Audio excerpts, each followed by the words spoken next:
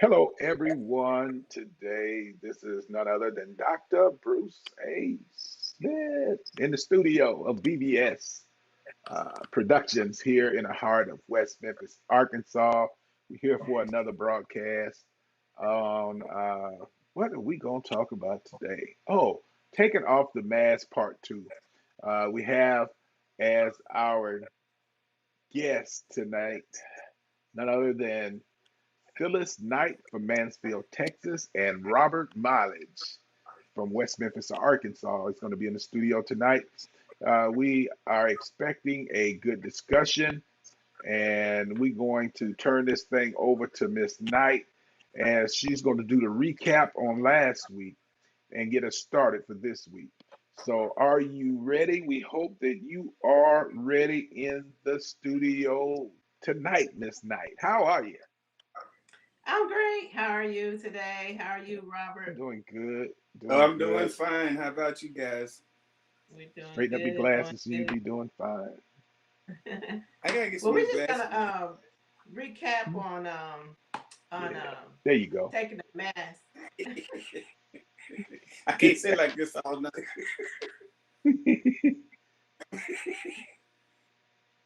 Go Well, ahead, we're Phyllis. I'm sorry. recapping on taking a mask off of domestic Yeah, violence, and there right. are 23 signs that you're in an abusive relationship. And last week Hmm. we touched on the first 16.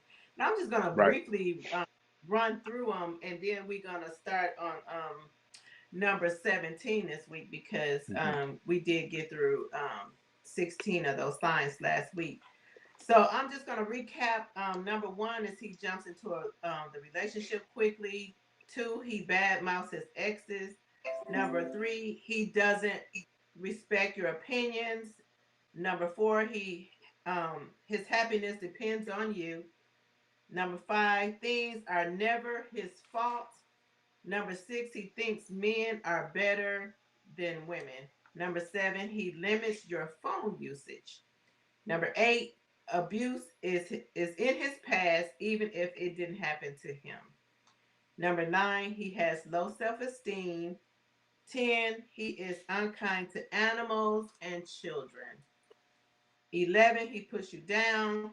12, he doesn't like when you spend time with family or friends. That's how they isolate you. Number 13, he is easily jealous. 14, his feelings get hurt easily and frequently. Number Wow. 15, he previously hurt a partner. Number 16 is where we left off at last week.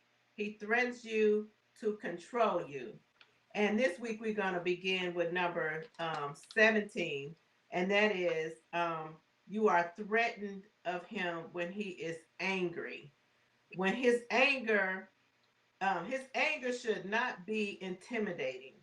If he Right. shouts at you, punches walls, throws things, ruin your possessions to prove a point, or get so close it frightens you, you're with an abuser. And I'm gonna go ahead with number 18, and then we can kind of talk on some of those points, and then we can continue. Number 18, he is controlling.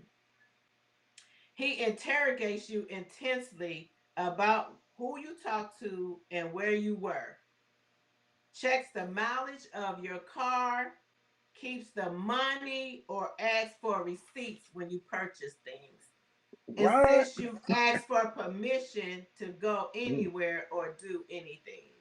So, we can kind of recap on some of those things from last week and discuss the new two signs that I introduced this week. That he frightens you, that you are frightened of him when he is angry. A lot of Right. times, when you're in a abusive relationship, when a person gets angry, you're frightened because you're scared that he's gonna, like we said, tear up some of your stuff or punch Right. walls or throw shoes at you or whatever. Hmm. So um, you with an abuser when he gets so angry, like I Right. said, that they just put punch holes in the wall. Right. So that's a sign of that you're in an abusive relationship.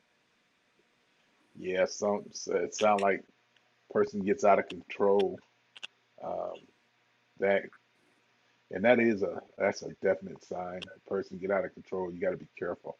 And that doesn't matter whether it's a man or a woman, because you can get hurt. Mm-hmm. Nowadays, you can get hurt. It ain't Right. like it used to be. People, it seems like we have less tolerance for things now, and uh, we see so much violence. It's easy to do violence. So uh, Mm-hmm. somebody that's in that type of relationship, in that situation, needs to seek help.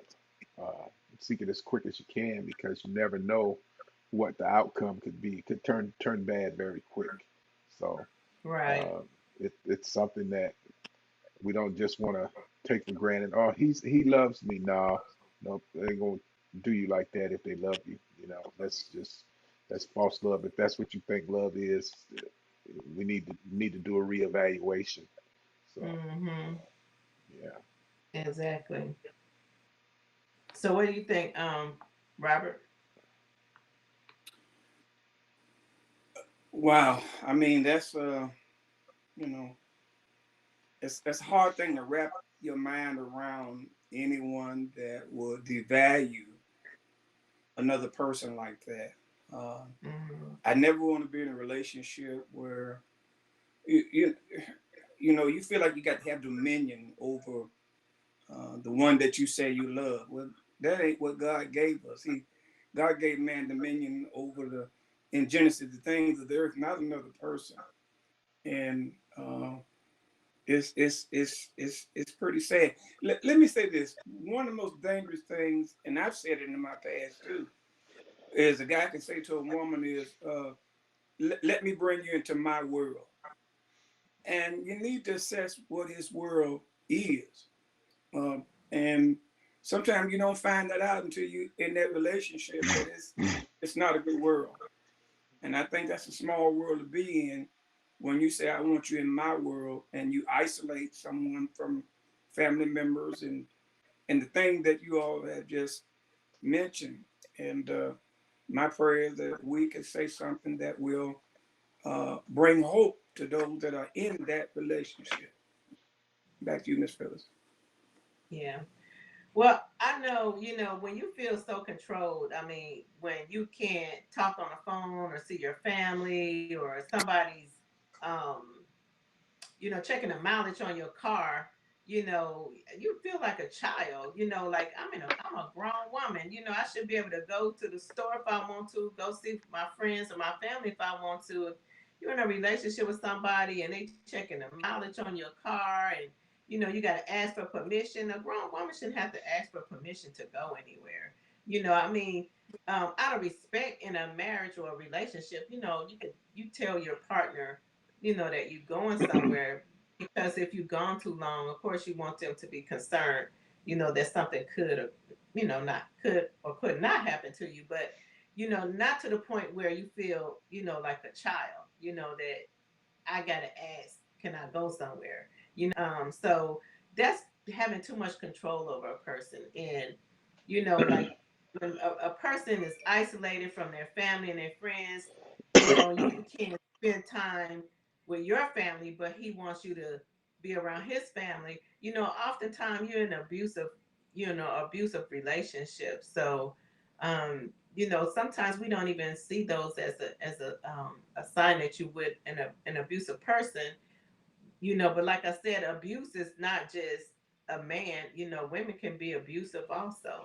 We don't really think about how some men are in an abusive relationship with women. So they like to manipulate you. Yeah, and it's something that we need to understand. Abuse is not just physical; it's verbal.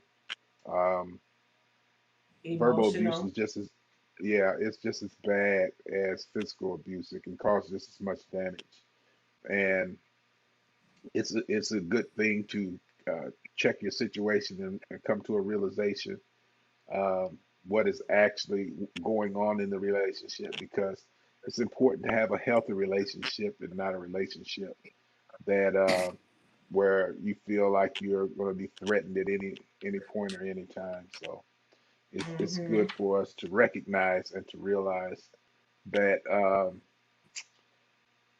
we we need to have a healthy relationship. When you look at especially during this times, this pandemic and all this stuff going on, so many of us spend so much time at home, and a lot of people get in the house and they don't get to get out, and they get frustrated, upset, feel like they're caged in, and so we get mad and upset, and that could be uh, not only could that be the parents, but that could even be a kid to get so frustrated they locked in, uh, and can't go out, can't be around their friends, can't hang out, can't go to the club. There's just so many things you got to look at, and we got to look at what is the important part, and what is important, what is healthy for a relationship. Right, right, right. Well, I'm gonna read a couple more signs so we can get through our 23 this week. I'm sorry, verse. I think I'm reading scripture. Number What verse we on? verse 19. Verse 19. Number 19 is he uses force during sex. He enjoys throwing you or holding you down against your will. He finds the idea of rape exciting, not only in fantasy, he intimidates, manipulates, or forces you to engage in unwanted sex acts. Number 20, he subjects you to verbal abuse. He constantly criticizes you or says cruel things. He degrades you, curses and calls you ugly names. He uses vulnerable points about your past or current life against you. Number Wow. 21, threats of violence. Any threats of physical force means uh, meant to control you. Number 22, alcohol or drug abuse.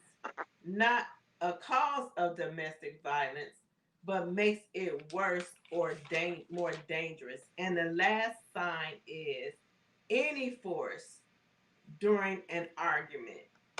An Right. abuser holding down his partner, physically restraining a partner from leaving or pushing or shoving, holding Hmm. someone back by saying, "You will listen to me." Strangling is a sign. If they strangle you, is a significant red flag for lethal violence. You know, a lot of times when you get in a argument, sometimes with a person, and then you trying to leave, and they're standing at the door, and they won't let you out, and they like, no, you're not Right. going nowhere. That's a abusive person, and it's really a dangerous situation because you don't know what they're gonna do. Right. Like it said, they can strangle you. Sometimes people pick up knives, and throw knives at you. Or, you know what I'm saying? Right. Trying to force you to do what they want you to do, or you gonna listen to what I got to say. No, I don't have Right. to listen to what you got to say. If I want to walk away so I can cool off or whatever, Right. you know what? But you're gonna physically hold me back. You're gonna Hmm. push and shove me into walls and stuff like that. That's an abusive person. Right. That's a person when a person is doing that kind of thing. You You're so know. right. That's something you have to be careful of. And a lot of times we don't look at that. We don't think about that. Hmm. Uh, we look at that as normal because in a lot of homes that's what they seen growing up, and they think it's Right. normal, and it's not a normal, nor is it a healthy relationship. So it's Right. important that we look and seek out what is a healthy relationship and try to build on that. A Right. lot of times people uh, get connected with people that did like things that they seen in their home growing up, and so it ended up repeating, going through generation after generation, and that's something Mhm. that we have to break. We have to do everything that we can to find out if we don't understand why this is going on. Get some help. Seek somebody that can legitimately help you to find out what a healthy relationship should be like and try to seek that out. Sometimes we have to have the right type of mentor or somebody to guide you to have that type of a relationship that we need, a healthy relationship. Yeah. Right, right. Well, like I said before, a lot of times, we have to sometimes go see a counselor, Right. even if you're not the abuser, but you're Right. the person who's being abused, to help you Mhm. to get out of that relationship. You know what I'm saying? Sometimes Right. we're not strong enough. We feel like that person loved me, or they say, I'm sorry, I love you, I'm not going to do it no more. Please don't leave Hmm. me, and all of Right. that stuff. And, you get that emotional, abuse because they, every time they do it, then they say, and they sorry, and then they hug, and then they Right. bringing you flowers, or they bringing you a Don't they gift, do it? Yeah. or they doing Yeah. something, to make you, feel sorry for them or pity for them. You know what I'm saying? Or I Hmm. can't, I really love you. I can't make it without you. No, you can make it without me. You know, Right. so Right. we have to be able, to get out of that kind of relationship. And there's ways Right. of getting out. You just gotta, for one, you gotta decide to leave that kind of relationship, that abusive Right. relationship. That's the first thing you got to do to be able to get away from that person. You got to make up in your mind that I'm done. I'm better than this. I deserve better. Right. I don't deserve to be hit and hurt and abused and controlled, and I Hmm. can't spend time with my family and my friends. Nobody deserves to live that kind of life. That's Right. bondage. So you Right. have to first, you got to decide that I'm going to Hmm. get out of this relationship, especially if you Right. have, small children involved. You don't want your children growing up seeing that, because children, Right. most of the times, they're going to do what they see more than they're going to do Right. what you say. You know what I'm saying? They Right. they Right. learn how to deal with other people in their life based on what they have seen growing up in their own household. Exactly. Um, it's important that if you realize, come to the realization that you have this problem, you need to go seek out counseling, even if you have to go to a psychologist or something to help you to work through this situation. Because if you like that, maybe, and you don't, and you know you like that, you don't want to be like that, but you can't change on your own sometimes. Sometimes you have to get help, somebody to Mm-hmm. help you walk through this type of situation in your life to where you can change what is normal. Because sometimes people grow up and this is normal, but this is not normal. This is your normal. And just because it's the normal that you're used to doesn't mean it's the right pattern for a person's Right. healthy life, for a family's healthy life, for your children's life. Because we pass on these things to our children and to our children's children, and we end up recycling the same things that has happened year after year after year, generation after generation.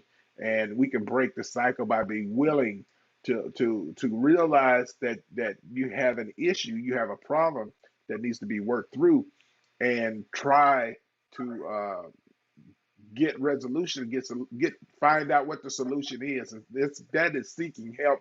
So many times it is that we need to seek the right help, and not be feel that okay, I'm not, don't feel like you're ashamed of getting help, because the worst thing you cannot do is get help.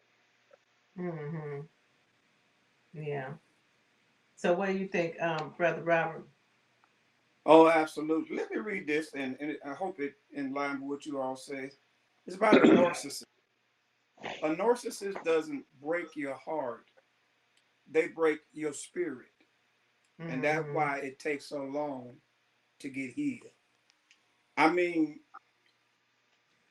before, and like Dr. Bruce and you said, sometimes we see it as a generation of abuse, and we think that's how it's supposed to be, one way or the other. But your spirit has to be stronger than that. You gotta want to break out and break the mold, and especially if you got children involved. And I I'm quite sure all of you have share it with some people that's going through that. Some say, well, I'm staying in this relationship because of the children. If that relationship don't change, and we got to understand, you can't change people. You can't fix people. I know we've all tried. People have tried to fix us, and for whatever, and you can't fix people. You just can't do that. You can't rescue people. They'll take you down under with them. They'll take you through with them. And like Dr. Bruce was saying, oh, I'm sorry and all that. You didn't beat me. You didn't rape me. I mean, how much more does it take for a person to realize this ain't working? This ain't good. I got to get out of this. But the problem is, like you said, they don't know there's help available. And then too, when you're in an abusive relationship and you constantly call the police, and every time the police come out, you say, I'm not going to press charges. They stop caring. They stop caring. You need, and they stop caring. People stop caring. And it's a bad situation all the way around. But there is out there. It really is. And all of what we're talking about tonight is just, wow. Yeah. Bad. I know I shared last week, as a teenager, I was in a domestically violent dating relationship with my boyfriend, as a teenager. And he and we don't talk about that oftentimes. Young people, when they're dating, they're in an abusive relationship, and because I was young, I mean, I don't just blame it on being young. You don't have to be young, but I was young, and I thought I was in love, and my boyfriend used to jump on me, and I couldn't talk to people, and you know what I'm saying, and it wasn't until I had enough strength to press charges on him, and allow him to be dealt with the court system. We went to court. They gave him like 3 days in jail, which, I mean, that wasn't that much, but when you're young, it was enough for me to know, okay, it's time for me to leave this person alone. You know what I'm saying? And so I did. I left him alone. But then about a year or two later, after I had my son, and I started dealing with him again, and one day I went to sleep and I woke up and he had a gun to my head, and so when that happened, I was like, you know what, I got to get away from here, so that's when I made a decision in my mind. I didn't tell him what I was planning to do, but I knew I need to get away from where I live to, so that I can be really free from this person. And so I ended up going in the military, and hey, I lied and say, yeah, we're gonna get married, whatever. I told him whatever I had to tell him, because but when I left and went in the military, I was like, nah, I'm done with him. I'm through, but I had to make up in my mind that I was going to get out of that relationship, and that was my way out. And and that's what anybody, you have to first decide to get out of an abusive relationship. The second thing you got to do is you got to constantly work on yourself to get out of an abusive relationship. You got to encourage yourself. You got to love yourself. You got to know that you are worthy, of having another loving relationship. And you got to allow yourself to heal, from the abusive relationship that you were in. Right. And then sometimes you got to be prepared for the backlash that's going to come with you walking away. You know what I'm saying? You got to have the mental toughness, to get away from the abuse. And sometimes it's going to get worse before it get better, but you can walk away from an abusive relationship, and then you have to spend the time and the money and the effort on yourself, to get away from an abuser. You got to prepare yourself for your future. You know what I'm saying? And if you have to go back to school, Sometimes you've been married to somebody who's been abusive, your whole marriage, and he's been taking care of the bills and taking care of everything in the home, and you don't even know how Mhm. to really pay bills. You don't know how to, what I'm saying, but you got to start working on yourself to get Right. yourself out of this situation. Whether you Mhm. got to take some classes that he don't know about, some online classes to better yourself, Exactly. or whatever. You Mhm. got to prepare your mind to get out of the situation. And sometimes you gotta, like my mother-in-law say, don't let your left hand know what your right hand doing. You know what I'm saying? Sometimes you gotta do what you gotta do. You gotta move quietly, so that you can prepare for a better future.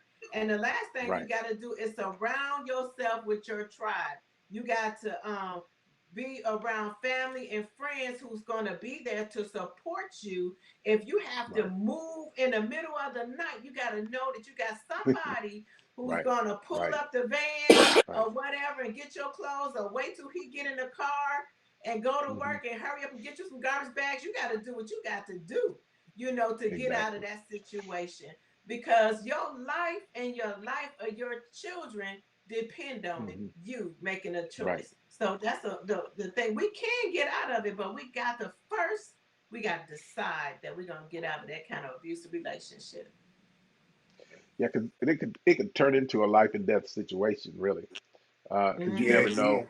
man. And then if they're a drinker too, because I've been in some situations with females that drink, and they're Right. okay when they sober, but when they get a little Mm-hmm. that fuel oil in them, they get a little wild and get a little loose and wanna hit you and try to beat you like a man.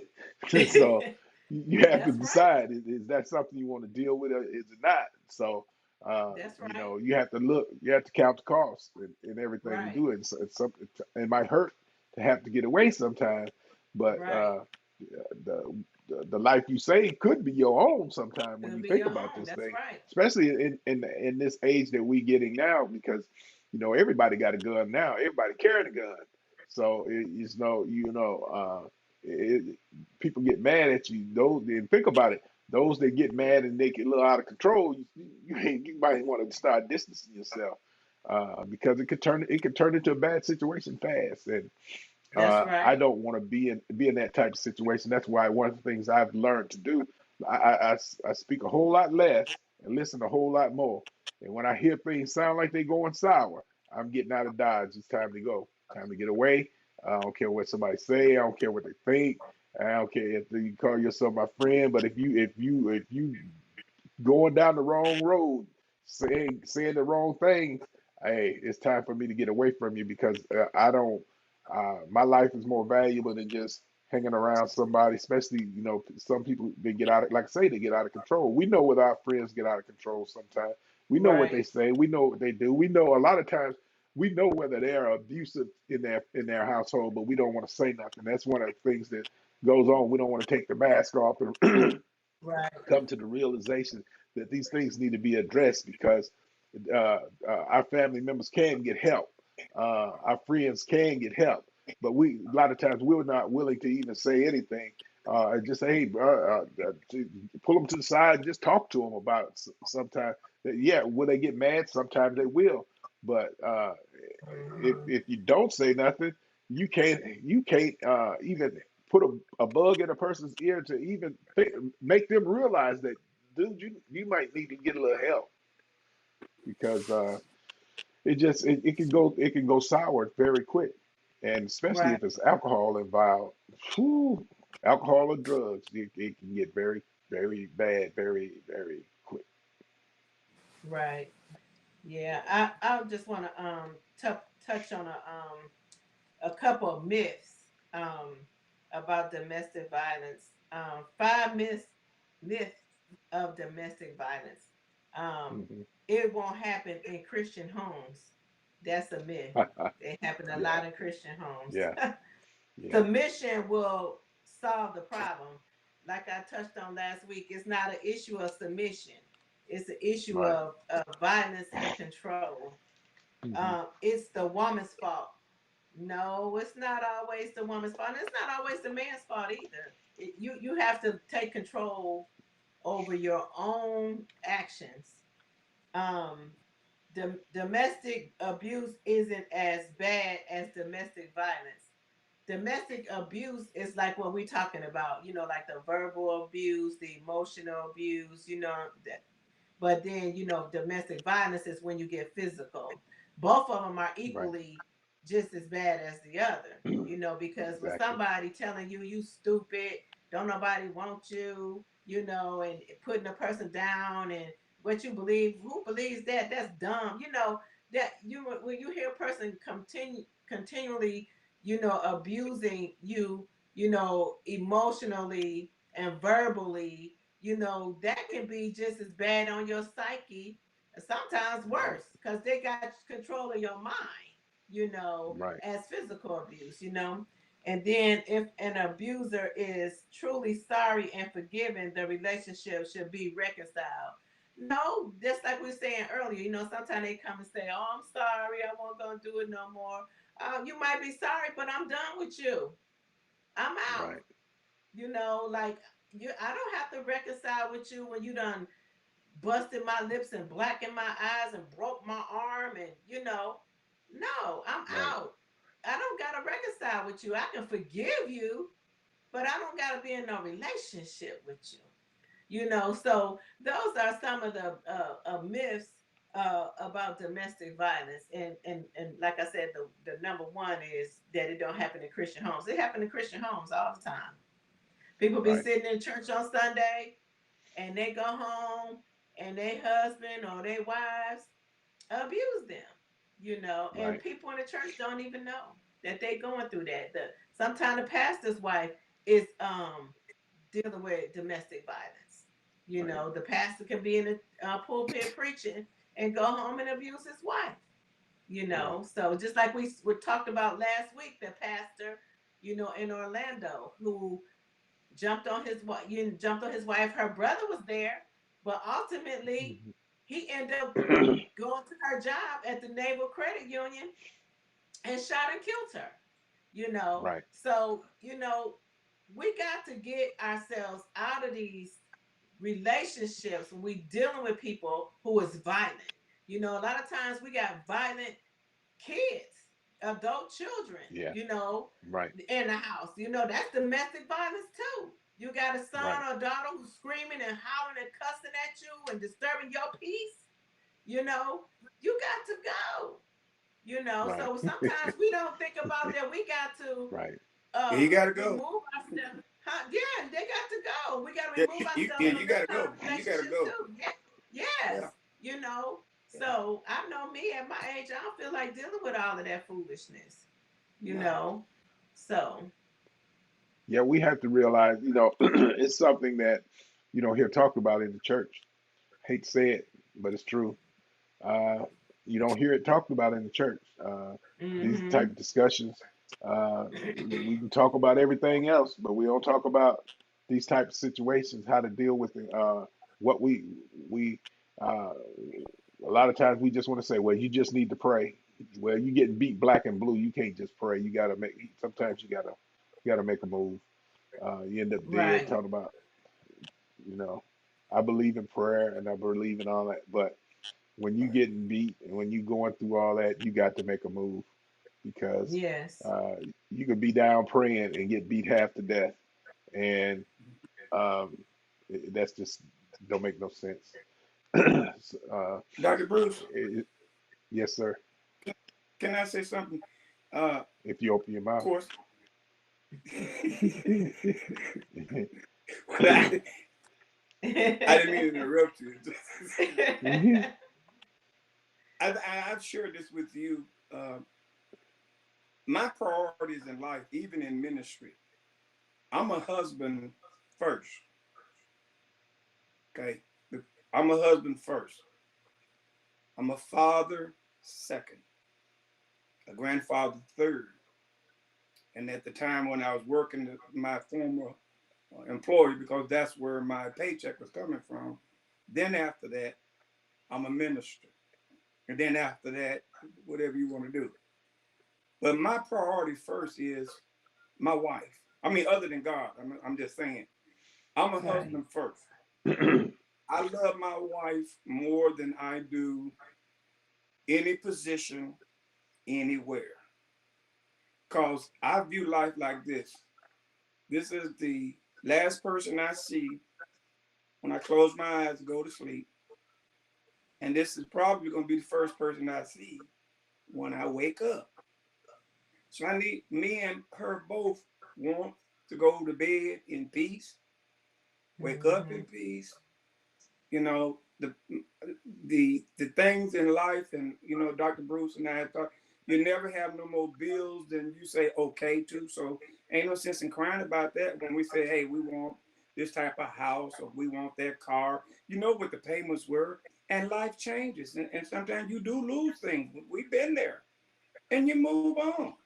Sometimes bad decisions are made by one or two partners or both at the same, and you learn and you move on. But Right. I don't, you know, my first ministry, once again, and I don't say this to preachers and pastors, when Mm-hmm. you love the church, then you do your wife and your family, your priorities are wrong. Your priorities are wrong. I heard one pastor say at the leaders conference, Jesus already died for the church. Don't you die for the church. Because these members are going to have a life after they done buried you 6 feet under and put your wife and Mm-hmm. family out the church. They're still gonna have a life. And I pray for pastors, and I was had the privilege of being part of the Christian Theological Seminary discussions today.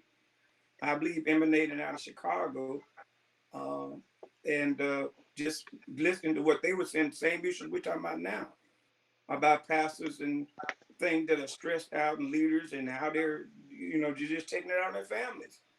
And so, you know, priority one for me is my wife, my family.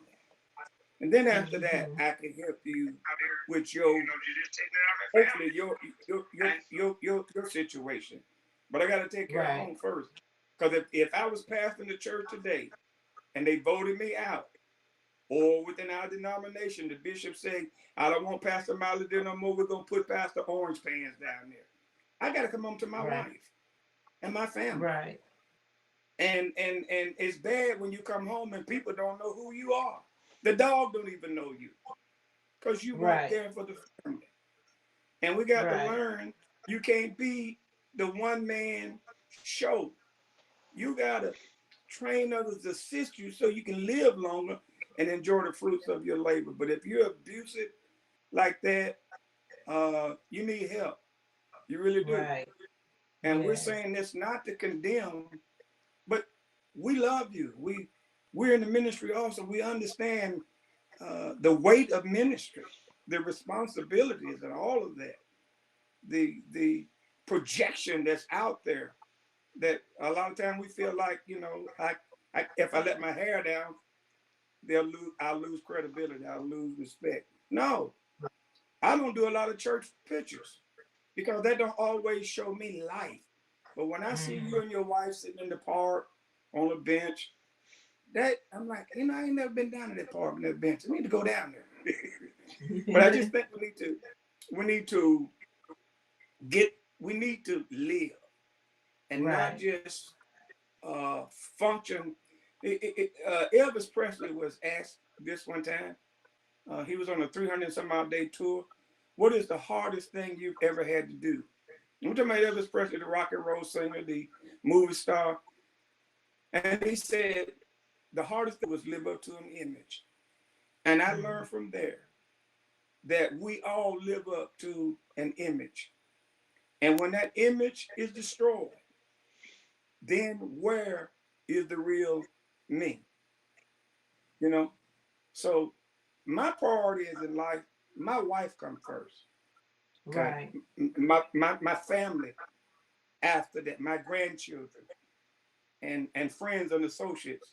And I'm a minister after that. You know, I'm a servant, here to serve the best I can. If that means buying lunch for you, if I can do that, I'm gonna do that. If I can encourage you, I'm gonna do that. I'll pray with you. I'll do that. but I have limitations, and even as a minister, our families, our children, we were preachers' kids, and so we know. But I just wanted to throw that in there. Yes. Yeah, it's this is a heavy topic. It's something you could really go on and on about. Um, it's one that when I think about it, you really do have to take the mask off. You have to be willing to uh, look at yourself. Uh, you know, we say that couldn't happen to me, but all we got to do is look at our past, look at Yeah, what we yeah, have done in our own homes, look at right, the yeah, the areas that we need to improve on, and ask yourself, do I ever get out of control? Do I ever touch my wife, touch my husband? Do I ever holler and scream? Do I ever punch the walls? Do I ever threaten to do harm? These are the things we need to look at, and these are the things we need to address. And it's something that kind of topics that I wish would be discussed in the church sometime, but whether it's Bible study or whatever, I ain't saying you got to do that on Sunday morning. But these kind of topics people need to hear about. And sometimes we say the church need to lead, be our guide for life, but we don't hear these type topics in the church. So it's something that we need to look at and maybe even talk to our leaders and say, hey, ask the question. And then, because that's all you can do is ask the question and see where it go.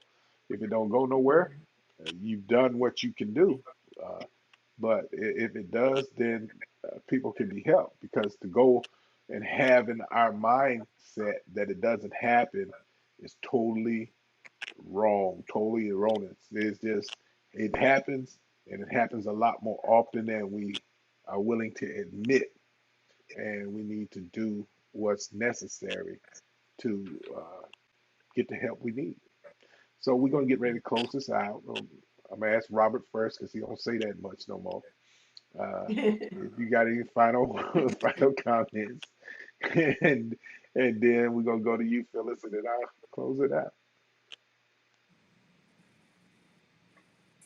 I hope and pray that Hmm. the scripture says the word fitly spoken in season is like silver apples in a gold bowl, and I hope that these few moments that we have are so relevant and so meaningful and significant that it will help someone say, I need more of this so we Hmm. can share more. And we want those that may be listening to us. You're not alone. That's why we're talking now. Right. Like Dr. Bruce said, you don't hear this talked about in church very much or to none. Well, we want to talk because we're tired of seeing our families destroyed. We're tired of seeing our churches destroyed. We're tired of seeing our communities destroyed because of lack of good, strong families. And when we get down to the church, that's what the church is, a strong uh, connection of families. And Hmm. when we don't have that, we don't have a strong church.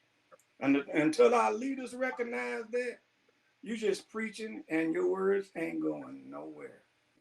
Because if your church is not growing through families, through the young people, okay, your old people would be dead before you know it, and you might be there by yourself if you outlive them.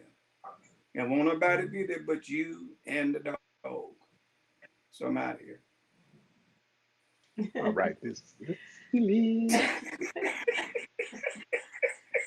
this Phyllis. Well, I just want to say to any person that is listening to us, whether you're listening now live or later, if you are experiencing domestic violence, verbal abuse, whether you're a woman, a man, a teenage girl, a teenage boy, whether you in truth be told a man and man relationship, a woman and woman relationship, because that's the truth we deal with these days, and you being abused, Nobody deserves to be abused. Nobody deserves to be controlled. Nobody deserves to be threatened. Nobody deserves to feel intimidated and manipulated, and doing things that's against your will. If you are a person that is experiencing domestic violence or domestic abuse, um, and you're afraid and you don't know how to get out and you just need to talk to someone, please call the domestic abuse hotline. That number is 800-799-SAFE. Again, that number is 800-799-SAFE, and that's 7233. We are not experienced, to tell anyone what they should or should not do, but we do want you to be safe. We want you to call someone that can help you and that can guide you in the right direction. And we're just praying that God will bless you to get out of that situation. Make a decision to leave, to run for your life so that you can have a better life. You deserve better.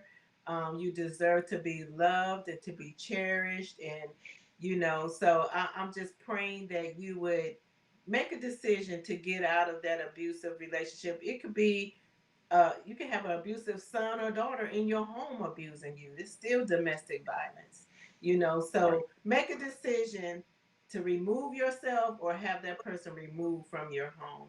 So that's all I want to say this evening. We want to thank you all for being part of this uh, show. Uh, I like to see this show do some of the hard, what I call hard topics that we don't like to talk about, that people don't want to hear, that you don't hear. Uh, Sometimes in the church, you don't hear them. I ain't heard nothing about no domestic violence, how to get help, no hotlines, no nothing in the church. Uh, and sometimes I think if uh, this type thing was discussed, we could get people help. Relationships could be saved, lives could be changed. Uh, but since we're not hearing a lot of these topics, whether it's in Texas, whether it's in Arkansas, whether it's in Missouri, whether it's in uh, Tennessee, we're not hearing this amongst those that we would look at as our leaders. Uh, so people like us have to bring light to it.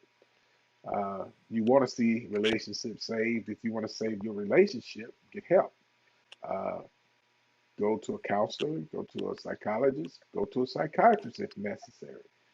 But don't look at it. I don't look at it. Look at things as everything is lost. But if you're willing to get help, but if you're not willing to get help, you might lose everything. Your relationship, your children, everything. And it's just something that can be turned around.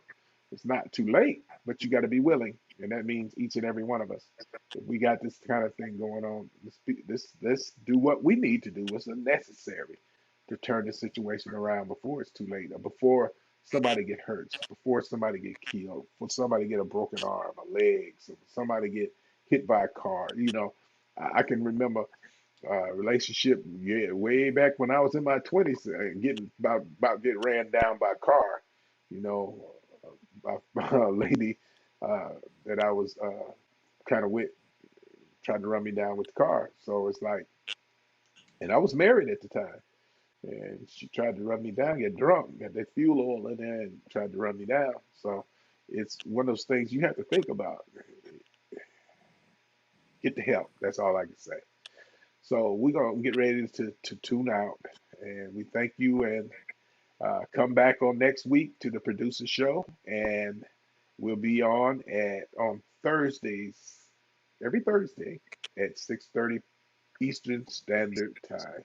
Thank you, Miss Knight, and thank you, Mr. Mileage, for tuning in. And you all have a wonderful day, and God bless you. Goodbye.